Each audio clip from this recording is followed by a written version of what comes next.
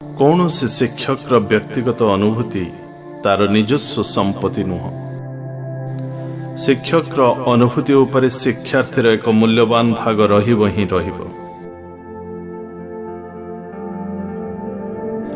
ଏହି ଚିରନ୍ତନ ସତ୍ୟକୁ ସମ୍ମାନ ଦେଇ ଏହି ବ୍ୟକ୍ତିଗତ ଅନୁଭୂତିକୁ ମୋର ଛାତ୍ରଛାତ୍ରୀଙ୍କ ଉଦ୍ଦେଶ୍ୟରେ ସମର୍ପିତ କରୁଛି।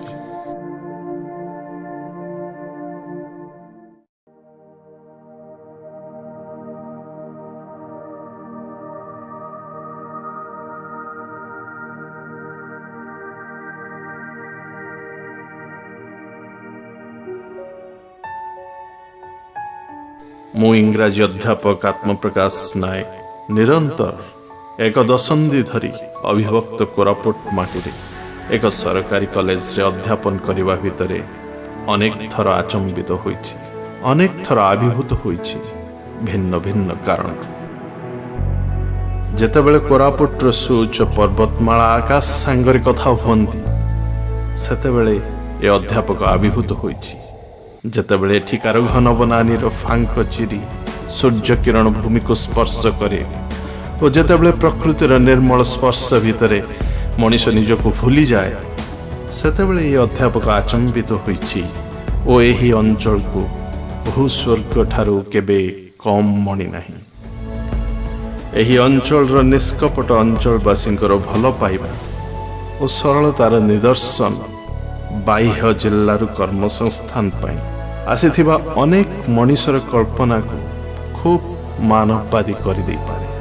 ଏପରି ଏକ ଭିନ୍ନ ପୃଥିବୀରେ ଅଧ୍ୟାପକ ରୂପେ କାର୍ଯ୍ୟ କରିବା ବେଳେ ସରକାରଙ୍କ ଠାରୁ କେଇ ଗୋଟା ପ୍ରଶଂସାପତ୍ର ଓ ମାନପତ୍ର ପାଇସାରି ମନର କୌଣସି ଏକ କୋଣରେ ଭାବି ବସିଥିଲି ଯେ ମୁଁ ଏକ ଅଗ୍ରଣୀ ଇଂରାଜୀ ଅଧ୍ୟାପକ ଓ ଏହି ଅଞ୍ଚଳର ଛାତ୍ରଛାତ୍ରୀଙ୍କୁ ଅନେକ କିଛି ଶିକ୍ଷାଦାନ କରିପାରିଛି। କିନ୍ତୁ ମୋର ଏହି ଗର୍ବରେ ସେହିଦିନ ଏକ ଲମ୍ବା ପୂର୍ଣ୍ଣଚ୍ଛେଦ ଟଣା ହୋଇଥିଲା, ଯେଉଁଦିନ ଜୟପୁରର ଏକ ଷଷ୍ଠ ଶ୍ରେଣୀର ଛାତ୍ରୀର ଇଂରାଜୀ କଥନ ଶୈଳୀ ସମ୍ପର୍କରେ ପ୍ରଥମ ଅବଗତ ଥିଲି। ବାଳିକାଟିର ଇଂରାଜୀ କଥନ ଶ୍ରବଣ ମାତ୍ରକେ କିଛି ସମୟ ପାଇଁ ଅବାକ ହୋଇଯାଇଥିଲି ଓ ପରେ ପରେ ସ୍ୱତଃସ୍ଫୂର୍ତ୍ତ ଭାବରେ ମୋ ମୁଖରୁ ଏକ ପ୍ରତିକ୍ରିୟା ନିଃସୃତ ହୋଇଥିଲା। This is flawless English with impeccable British accent. କୌତୂହଳ ବଶତଃ ପଚାରି ଦେଇଥିଲି, which place do you love most? କେଉଁ ସ୍ଥାନକୁ ତୁମେ ଅଧିକ ପସନ୍ଦ କର? ଉତ୍ତରରେ ସେ କହିଥିଲା, କୋରାପୁଟିଆ ରୂପେ ମୁଁ ନିଜକୁ ଗର୍ବିତ ମନେ କରେ।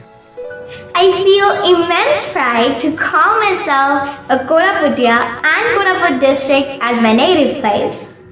The exquisitely beautiful highlands and majestic mountains have taught me to dream limitlessly. Koraput is the best place in the world. 14 ବର୍ଷର ଅଧ୍ୟାପନା ଭିତରେ ଅନେକ ଭାଷାବିତ୍ଙ୍କ ସହିତ ପରିଚିତି ସୃଷ୍ଟି ହୋଇଛି। ସେମାନେ ନିଖୁଣ ଇଂରାଜୀ କହିପାରନ୍ତି, କିନ୍ତୁ ଉଚ୍ଚାରଣଗତ ଯେଉଁ ଶୁଦ୍ଧତା ସେହି ଝିଅଟିର କଥନରେ ପରିଲକ୍ଷିତ ହେଉଥିଲା, ତାହା ବିଶ୍ୱବିଦ୍ୟାଳୟ ସ୍ତରୀୟ ପ୍ରାଧ୍ୟାପକମାନଙ୍କ ମଧ୍ୟରେ ବି କ୍ୱଚିତ ଦେଖାଯାଏ। ଆଖିରେ ଥିଲା ତାର ଅନେକ ସ୍ୱପ୍ନ। ମାଛକୁଣ୍ଡ ନଦୀର ଡୁଡୁମା ପ୍ରପାତ ପରି ଅବାରିତ ଭାବରେ ସେ କହି ଚାଲିଥିଲା। I used to watch Disney movies in which I found interesting characters speaking marvelous English. Those overwhelmed me and I started picking up English from them. Then I started making YouTube videos, and I have a YouTube channel in the name and style Shriya's Moving Films. ପୁଣି ଥରେ ସେ କୋରାପୁଟିଆ ଝିଅଠୁ କିଛି ଅଧିକା ଶୁଣିବା ପାଇଁ ପ୍ରଶ୍ନ କରିଥିଲି, what is your aim in life? ଉତ୍ତରରେ ଏକ ସୁନେଲି ଭବିଷ୍ୟତର ଅମାପ ସମ୍ଭାବନା ପାଇଥିଲି। I have many dreams. I want to be a renowned fashion designer in future, and many good people like you, Shri Durya sir, my uncle Dr. Uma Patro, my teachers, my parents, and my whole family have always guided me unswervingly with lots of care and love, so I'm always thankful for their constant support. Thank you so much. ସେ ରାଜଧାନୀର ଝିଅ ନୁହଁ, ତେଣୁ media ତା ପାଖକୁ ଯିବା ଆବଶ୍ୟକ ମଣିବ ନାହିଁ। ସହରୀ ମଣିଷମାନେ ସେହି କୋରାପୁଟିଆ ଛୋଟ ଝିଅର ୟୁଟ୍ୟୁବ୍ର ଇଂରାଜୀ ଚ୍ୟାନେଲକୁ ସବସ୍କ୍ରାଇବ୍ କରିବା ପାଇଁ ସମୟ ଦେବେ ନାହିଁ। ଆଉ ମୋ ପରି କିଛି ଇଂରାଜୀ ଅଧ୍ୟାପକ ସବୁ ଜାଣି ମଧ୍ୟ ଚୁପ୍ ରହିବେ, କାରଣ ଏପରି ପ୍ରତିଭା बेले सेमानंक अस्तित्व उपरे प्रश्न सृष्टि करे। आज्ञा नमस्कार, मु अध्यापक आत्मप्रकाश आज आपंक ठारू विदाय नेउछि। पुणी जीवन विद्यालय आउ एक प्रसंग रे आउ एक प्रतिभा सह आपण मानक संगरे देखा।